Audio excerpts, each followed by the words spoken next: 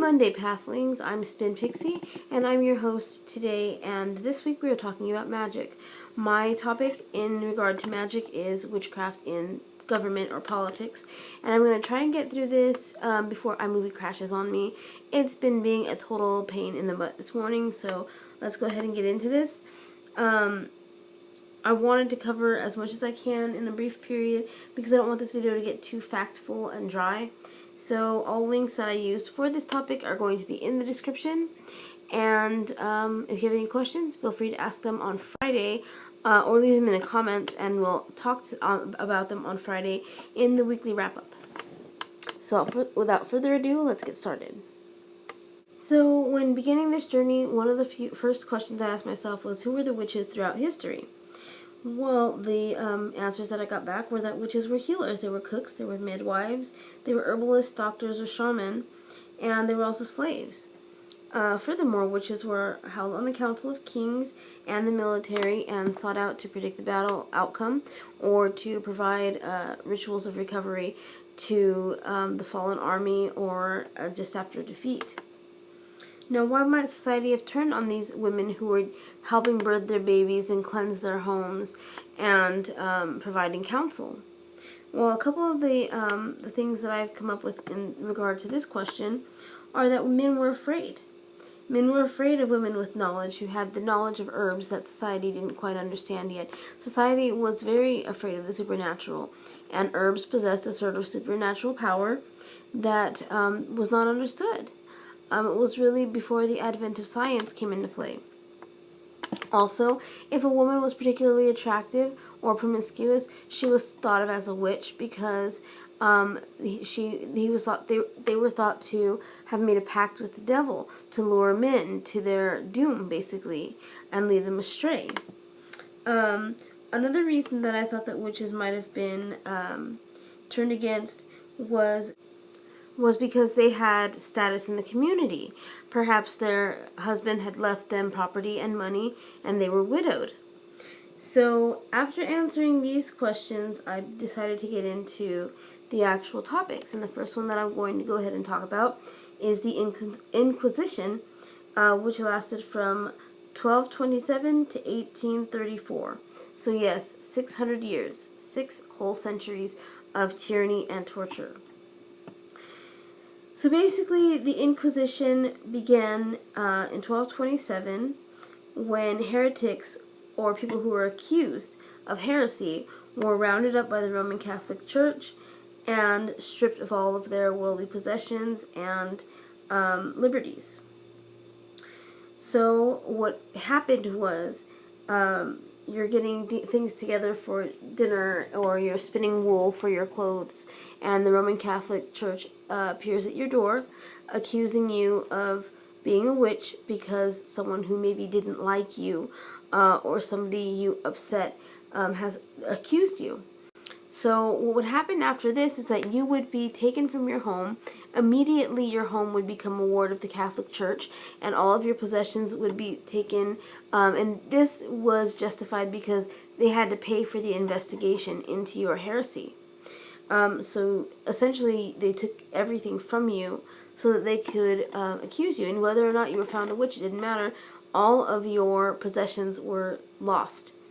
So those who were accused of witchery and either let go or exonerated, they didn't have anything to come back to. They were basically exiles of the community, and no one wanted to deal with them lest they be accused of being a witch themselves.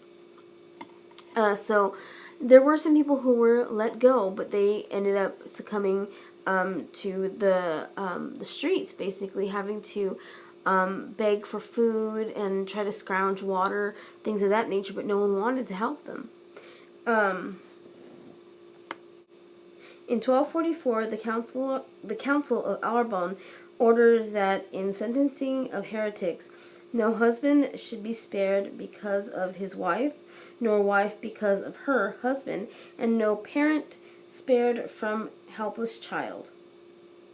So basically, it did not matter who in your family was accused. You were basically all accused if one was accused. And that included children, by the way. Children as young as 2 years old were brought in for questioning. Now, once in the custody of the church, the victims awaited trial before their judge.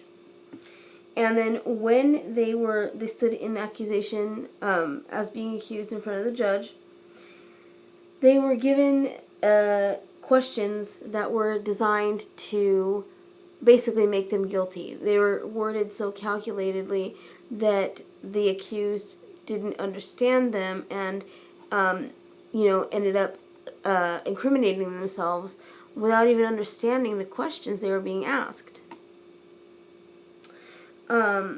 So this continued on for, many, many years. And I'm going to go ahead and get into some of the devices of torture that were used. And then after I do this, we'll get into a bit of the Salem witch trials. So this first picture I'm going to show you is of a torture device called the rack. The Inquisitors put their victims to the test here using the rack. Most defendants confessed in the long run in order to escape the great anguish and bitter torture of this device. Once found guilty, regardless, what they did or said, they were then handed over to the civil authorities to be, quote, exorcised, which basically meant being burnt. The next device I'm going to show you is even more horrible. Put to the tortures using the pulley, the accused confessed to anything and everything that their tormentors wanted them to admit to. The pulley, or strappado, was the first torture of the Inquisition, usually applied. Executioners would hoist the victims up to the ceiling using a rope with their hands securely tied behind their backs. They would then suspend the accused about 6 feet from the floor. In this position, heavy iron weights, usually amounting to 45 kilograms or about 100 pounds, were attached to their feet. The executioners would then pull on the rope and suddenly allow the rope to slack. This caused the victim great pain, to fall, and also great pain. Many people did, in fact, confess. However, many also just passed out or succumbed due to the pain. Now, the final picture I'm going to be showing you here is the conclusion of all the torturous events. This is called an auto de fe, and this was a huge public burning that took place. These are the of those convicted of heresy. And so basically this is the burning of the dead or burning of the tortured. Though hard to believe such atrocities could ever take place, were not done yet, unfortunately. The Inquisition gave way to the witch trials of Salem in 1692.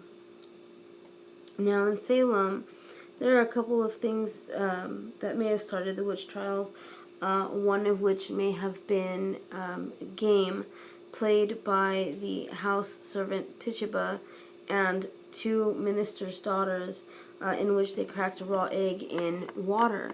And basically it was supposed to show your future spouse.